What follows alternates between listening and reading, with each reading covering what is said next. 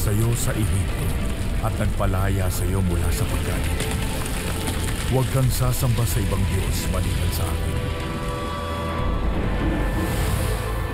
Huwag kang gagawa ng imahe ng anumang nilalang na nasa langit, nasa lupa o nasa tubig upang sambahin.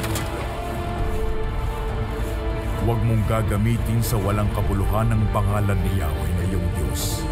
Tiyak na parurusahan ko ang sino mang gumamit nito ng walang kabuluhan. Lagi mong tandaan at ilaan para sa akin ang araw ng pamamahinga.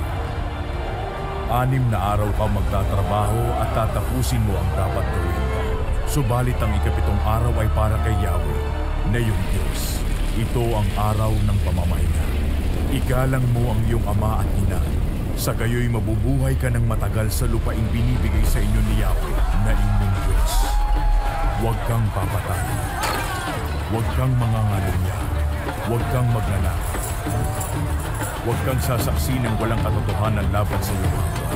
Huwag mong pagnasaang maangkin ang sambahayan ng iyong kapwa, ang kanyang asawa, mga alilang lalaki o babae, mga baka, asno o anumang pag-aari niya.